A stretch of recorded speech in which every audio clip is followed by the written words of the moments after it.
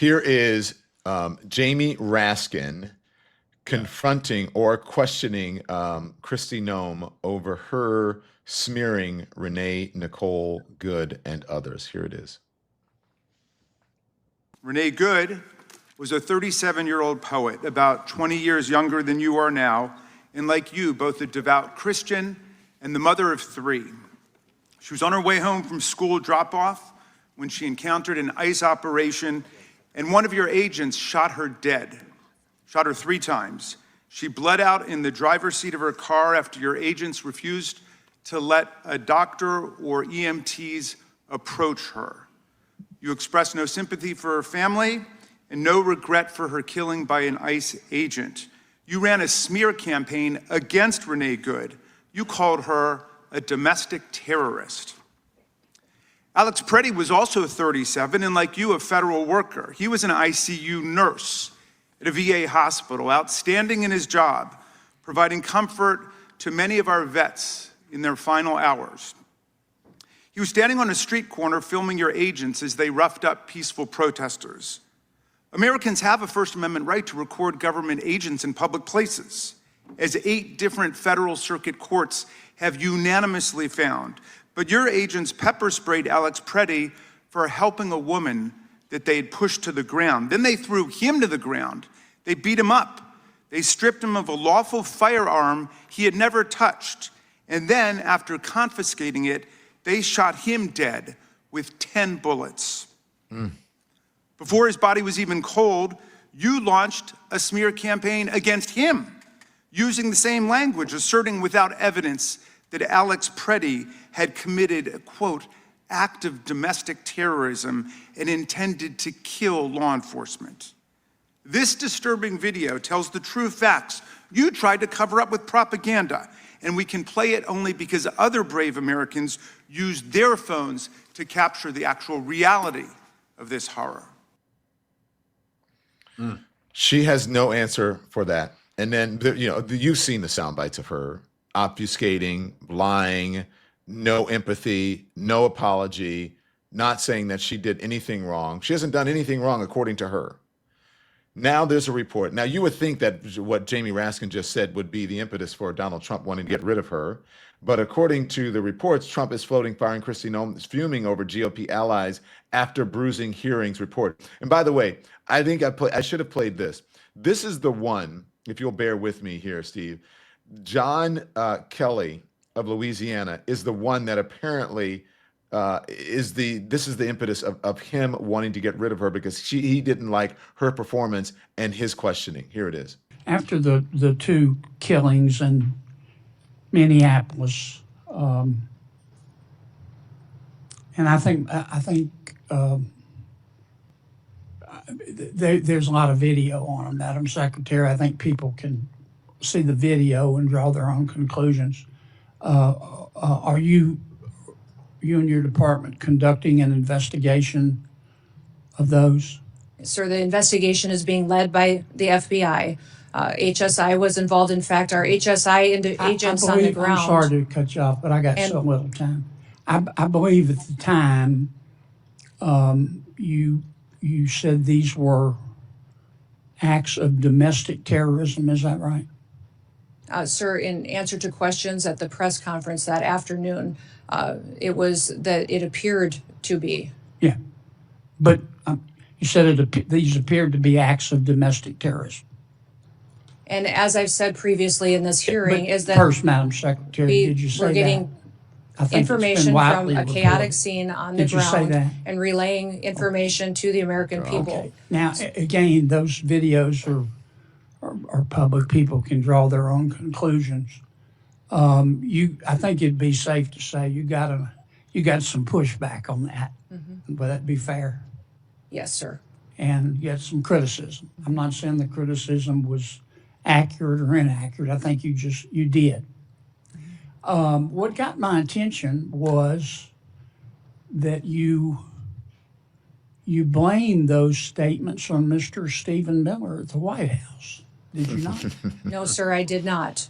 And in fact, where you're seeing that is in a news article of anonymous sources. And anonymous sources say a lot of things, but I've never said that Okay, at all. Steve, you get Well, the gist of it. That well, performance was abysmal, but go on.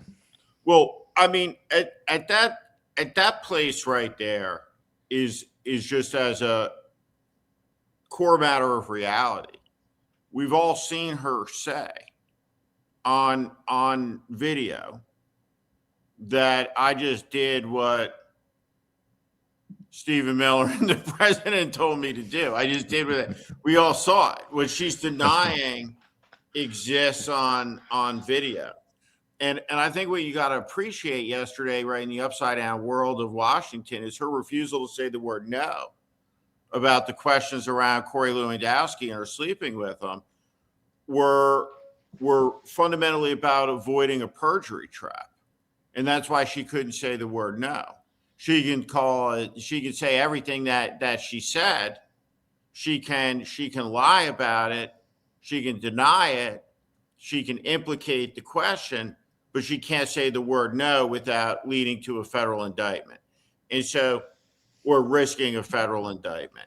And so yesterday we saw the web of corruption splay out, plus the indecency, this out of control agency, this woman playing dress up, the performances, the fleet of private aircraft, the bedroom, the boyfriend, the contracts, the blatant corruption, just the madness of it all, the total incompetence of Donald Trump's island of misfit toys. We saw two spectacular performances yesterday of idiocy, of imbecility. One from Kristi Noem over 2 days in these hearings, and of course one by the man who calls himself the Secretary of War, a job that doesn't exist under U.S. law, under U.S. statute, a made-up title by a blusterer and a buffoon, a clown with power, a deadly malice poser. Does she look? This is the worst kept secret. I know this is alleged, a rumor that she and Corey Lewandowski are. No, I almost said the word that they're having relations. And you said she can't answer that because you believe it to be, or she believes it. She knows it's true, and she can't say it because she wants to avoid lying under oath. Well, I mean, the question that she was asked yesterday is that, are you having a sexual relationship with Corey Lewandowski? And this is a fair question to ask if you're at an oversight hearing. It's an uncomfortable question, but there have been so many reports and there's been so much credible journalism about that this is an open secret. And so one of the things that when you look at where we are, we have to restore trust by restoring transparency. And so there's a lot of questions about that. Let's peel them back a little bit. The questions about Corey Lewandowski and the contracts that were asked before the U.S. Senate and the House committee are basically questions about, is your boyfriend a special government employee? Does he decide the contracts and award them? We need to know. Mm-hmm. And that's what that's about, is what is the relationship? What is in the bag that they lost their mind about when Corey Lewandowski fired the Coast Guard pilot? The behavior is outlandish, it's egregious, and all she had to do when she was asked the question was say the word no. I'm not in a relationship with him, but she couldn't. What she said is, I don't like the question. How dare you ask me the question? It's from a tabloid. It's from this. It's from that. How dare you? How dare you? How dare you? But we have to appreciate here, the indecency is not in the asking of a question that needs asking. It's in this woman sitting there, the top of the chain of command of paramilitary of indecency, mass federal agents that murdered Renee Good, that murdered Alex Preddy, that have abused children, violated the rights of American citizens, kicked in doors without warrants. And there needs to be an accounting for that. Her, and Corey Lewandowski and the people around them, this corrupt media deal that Joe Neguse unlayered, and really the question that the Congress. Hey, Steve, not to cut you off. That's really important that you're mentioning that. Can we play Joe Neguse so that you can discuss it? Yeah. Incredible. Okay, let's play it. Two of them were That's chosen. inaccurate, Madam Secretary. I'll read from the notice from your agency. Given the immediate action to significantly reduce illegal immigration and border crossings, DHS identified 4 companies. 4 of the hundreds of thousands of companies in the United States. You identified 4. One of those is this Safe America Media company. Where is Safe America Media headquartered? I don't know. I don't know either, Madam Secretary. We can't find it. We can't find a website. We did find an address that's registered for this company. Do you know where that address is? Is there a problem with this contract? I'll Because tell you was about done it. according to Madam law. Secretary, It was the done by career address is officials. registered to a political It was operative. dollars that Madam, were spent Madam Secretary, the to company, inform and then I'll people give you that an the opportunity to laws- respond. Look, The company is registered to a political operative in Virginia. Do you know, just by way of example, whether this company that received $143 million in taxpayer dollars, has it ever done work for the government before? I don't know. I can't. The answer is it has not. And do you know why we know that? Because it was incorporated 8 days before this contract went out. You want the American people to believe that this is all above board? Yes, that $143 million of taxpayer money just happened to go to this one company that doesn't have a headquarters, doesn't have a website, has never done work for the federal government before, and is registered apparently or attached to a residence from a political operative. And of course, one of the subcontractors of that contract, as you know, is a political firm that's tied to you back when you were governor of South Dakota. The reason why I ask these questions is that this is taxpayer money. And I presume, I don't know this for a fact, but Senator Tillis noted yesterday the way in which your agency is blocking the Inspector General from 11 different investigations that it is trying to conduct. I don't know if this happens to be one of them. I certainly hope it is, because eventually the facts will become public in this regard. And So look, they had the Doge department, but the calls were coming from inside the House as it relates to waste, fraud, and abuse.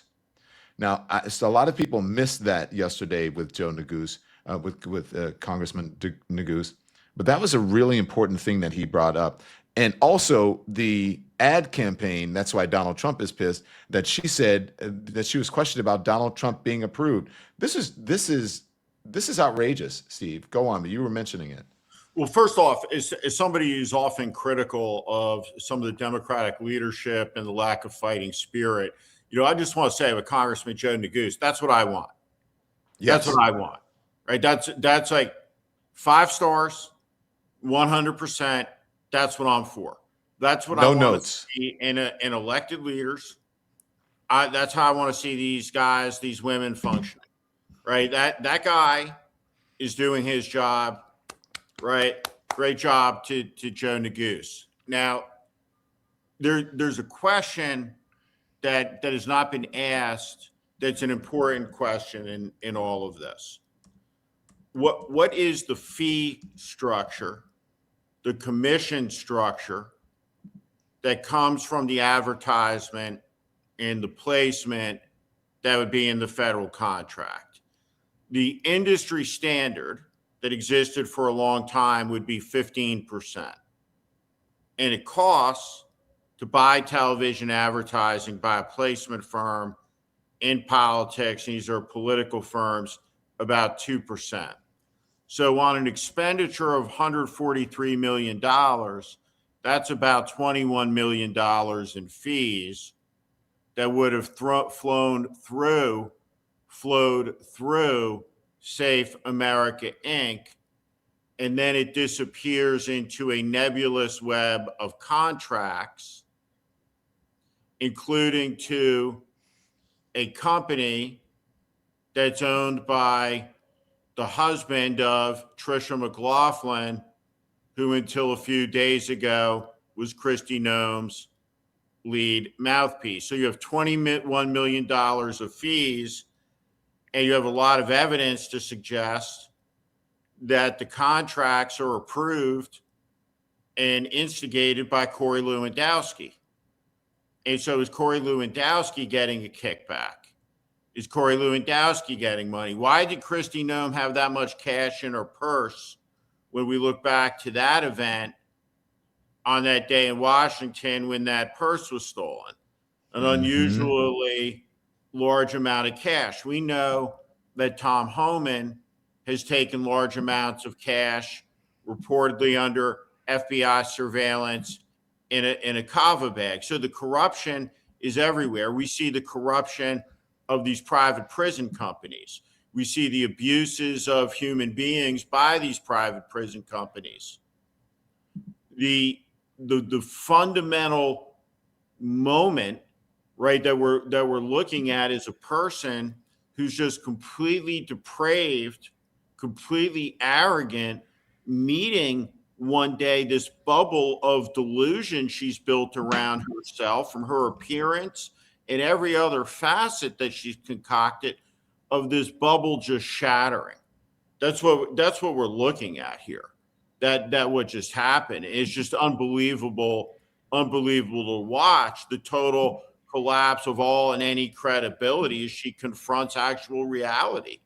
And people start asking about this. You know, you have these, and by the way, these ads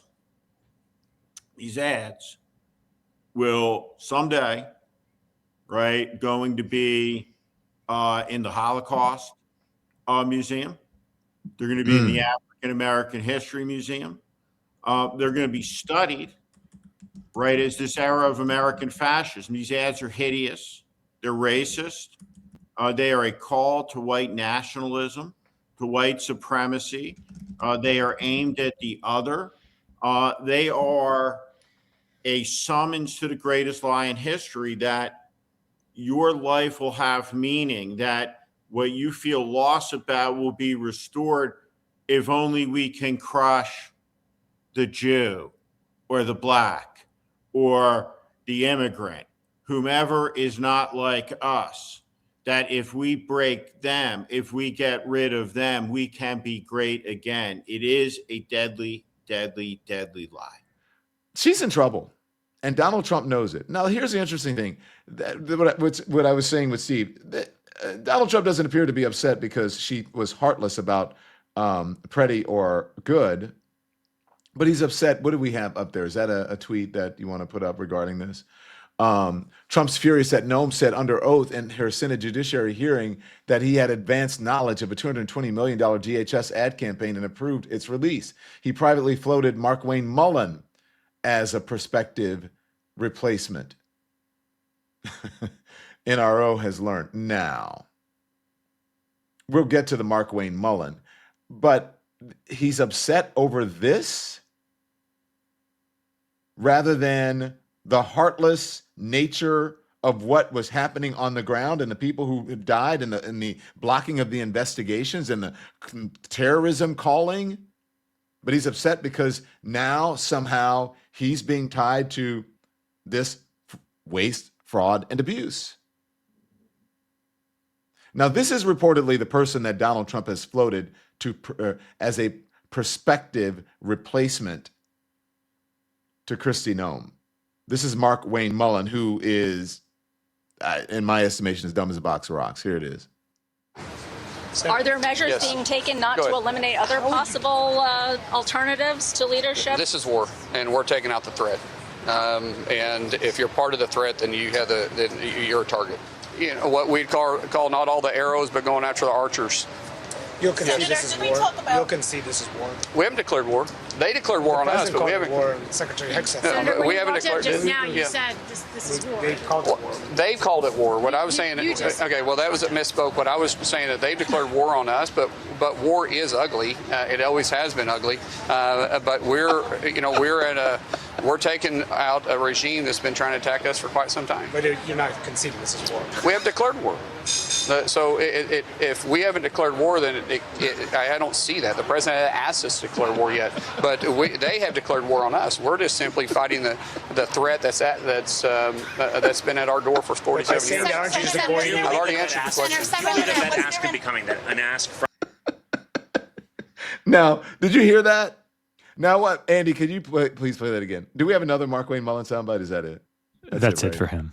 Okay. Can you just play just the beginning? Because now, remember, in the end, he goes, I never said that. We're not at war. I want you to listen to what he says. Play it, please. Are there measures being taken not to eliminate other possible alternatives to leadership? This is war, and we're taking out the threat. Pause. This is war.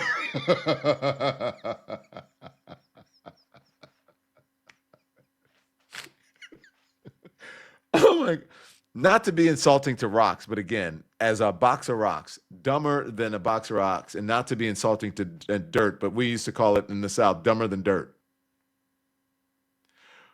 And this is the person who he is reportedly wanting to replace Kristi Noem with. These people are something else. So we'll see.